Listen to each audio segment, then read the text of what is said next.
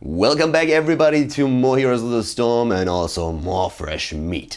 We are looking at G2O versus Fnatic on Cursed Hollow. Another game from the ZOTAC Tournament, and in this case we're having Fnatic run the Butcher. G2O is a bit of a newer team. They made it into the third round. There was, actually I think there was it a round of 8? I think it was still a round of 16. But yeah, in this case Fnatic is running the Butcher with actually 2 healers. They are having Uther in the setup and also Malfurion. As the range damage dealer, they're relying upon Falstad in this case, and their tank is Johanna. G2O will of course have to try to withstand that pressure. They are clearly the underdog in this series. Fnatic of course going into that tournament trying to win the whole thing. But we'll find out if the Butcher is able to really give them that victory, or if G2O has something up their sleeves that they can use against Fnatic here. Cursed Hollow is the map, and we're going to jump right into it.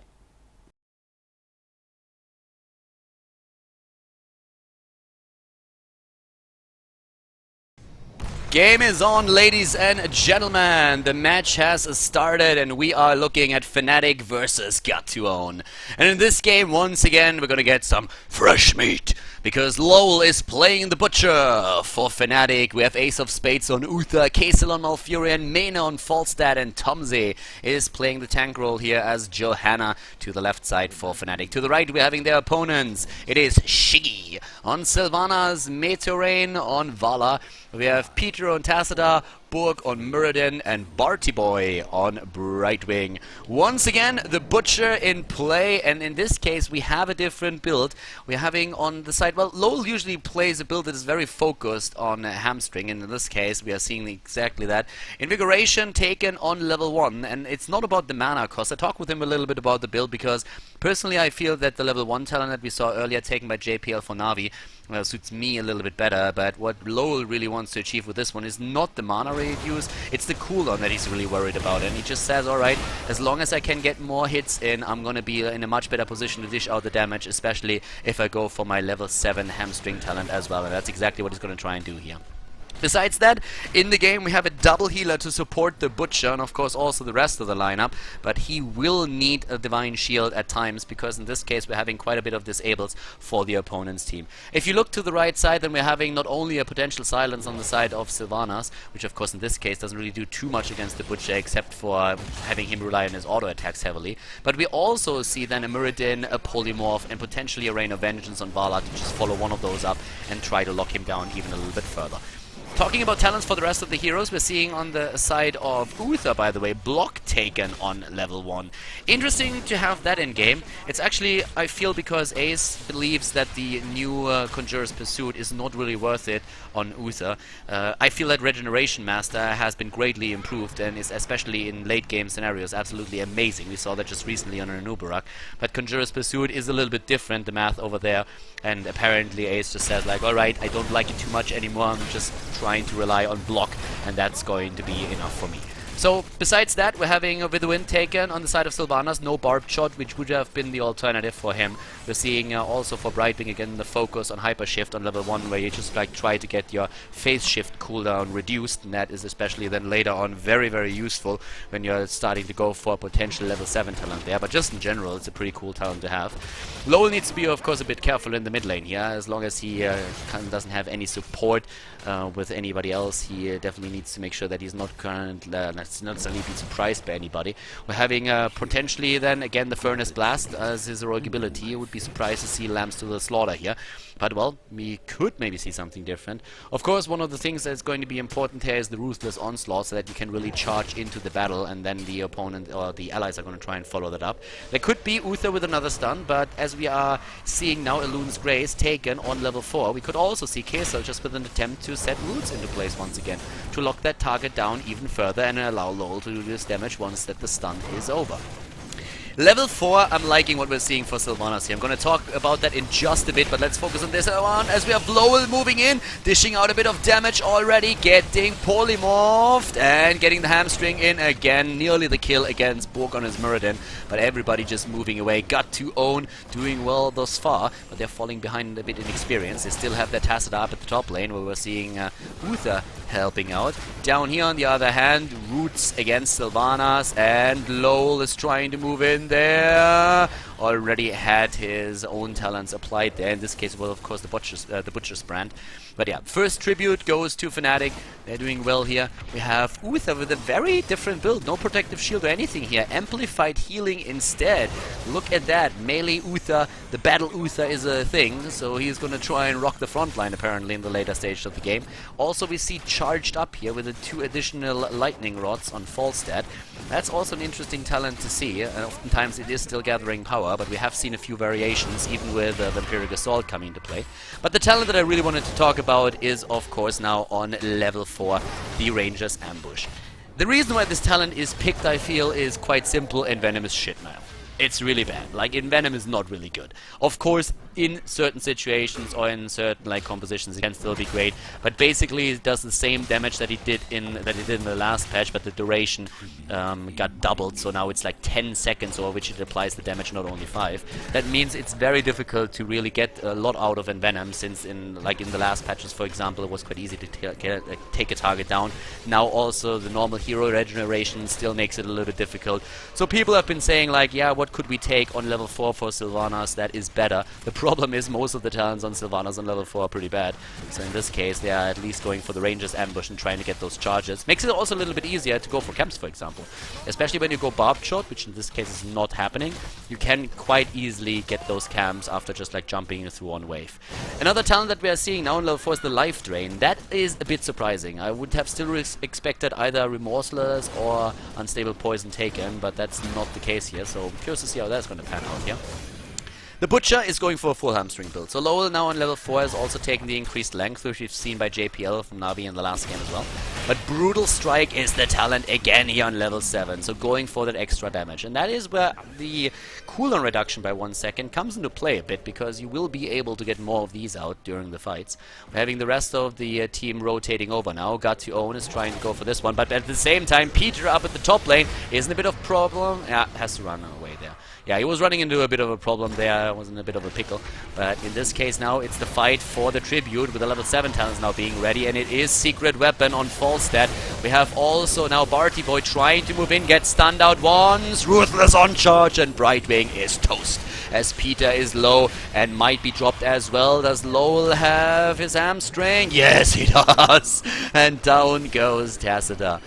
Actually, like the Butcher, when you play against him, I don't know about you, but every single time I play against that hero, while Bala is being taken out here, I expect, for some reason, a hook to hit me any second. I'm always trying to stay behind a creep wave until I realize that I'm actually not playing against Stitches, but that I'm dealing with the Butcher. In this case now, we're having already 3 kills for Fnatic. They're doing quite well here, and as you can see, it is nearly level 10 for them. Mena flying down to the bot lane to first of all soak experience there, but also put some pressure on the bot fort. And up at the top lane here, or in the mid lane first of all, we're seeing of course the pressure as well with Kazel and Thompson moving in. So bot lane, that is where Kazel is kind of trying to have a little bit of fun, and he's doing pretty well here.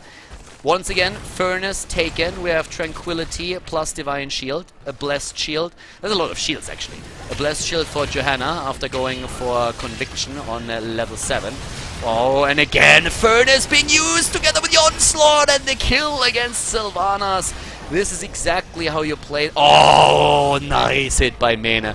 Was waiting for them to move back in, but they don't get Borg here, and they can't take down Barty Boy. But yeah, Lowell, what you usually do is when you're trying to use your Furnace, you're not hitting that right away. You're not simply using your R or your Heroic at any point in the game when you just feel like it. You usually try and combine that with a Ruthless Onslaught. So you just like charge up first, and during the Ruthless Onslaught you can still activate your Heroic, and if you time that right, you will arrive at the opponent, at the target that you just pointed out, and you will stun it, and bam, then there goes your Heroic ability off, and you can dish a huge amount of damage out to not only the target but also everybody around it. So yeah, that's exactly what most of the players are currently trying to do for exactly that timing, and it is very strong, as you can see.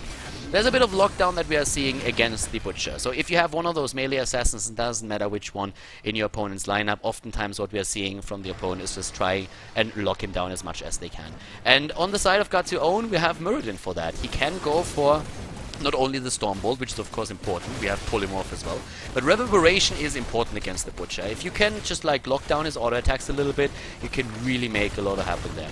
Up here at the top we have Lowell going straight for another attack against the boss here, and of course he's also great with the boss just because that Butcher's mark that we have, or the Butcher's brand, sorry, can actually do a lot of work when it comes to the sustain in the boss fight. So you can just like apply that, heal yourself up again, and you don't even need a dedicated healer with it. You can't really solo the boss, but you can really just like do so much damage and tank a whole lot of the damage that he dishes out while the teammate helps you. Ruthless on charge was used, but not really hitting that there. They're moving in, they're trying to get it. Lowell is in position, and the root Malfurion, for this reason, is actually pretty good with the Butcher. It's just a lockdown. For the heals, it's not so great. There comes a good silence on the other hand, but they are fighting a 5 versus 4 with a talent disadvantage. Fnatic is now trying to get these talents, and there they are. Oh, another good hinterland blast on the side of Mena. He's going for Static Shield on level 13 here.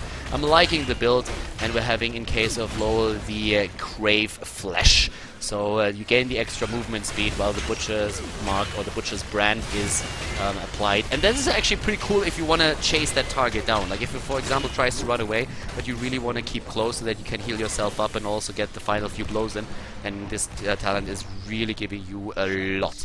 We're seeing at the same time now Fnatic moving cross map again. We're having a quick move down to the bot lane on the side of Mena, who wants to first of all defend the fort, but also make sure that he can get a bit of additional damage in. Against the catch the tribute, is already in pretty decent position for that.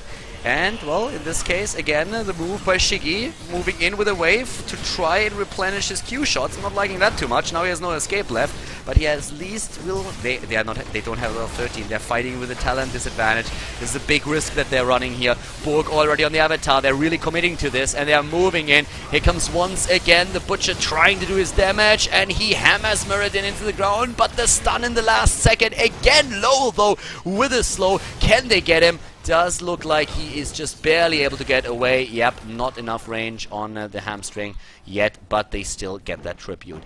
So yeah, Fnatic is doing pretty well here. They're gonna get the tribute. We're having a 3-level lead by now for Fnatic, and they are just like moving in together at the bot lane to destroy the fort, which they just did. And we are of course also seeing Lowell on his Butcher just like rotating again. Both of the bosses are taken. He can try and go for one of the camps, for example. Ace is up at the top lane, soaking a bit of additional experience, and Lowell is already there. So just moving straight in, killing the range creep or the Merc first, and will also apply his Butcher's brand. There it is, to just get the hit points back, and you can see how much that is at this point. On level 16, the same talent that JPL took, going for the Enraged.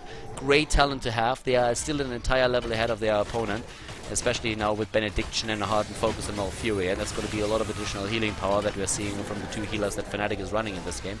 Overdrive taken for Mena still. So with Overdrive he's just going to increase the damage on his spells, and that is of course first of all Hinterland Blast, and with the additional talent on level 4 and level 7 it's also going to be the Lightning Rod that he's going to rely heavily upon in those fights.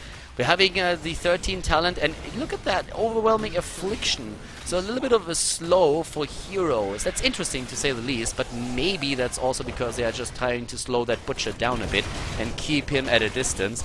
You don't see that talent too often. Spell Shield is just really nice. It's also an opportunity, of course, to get the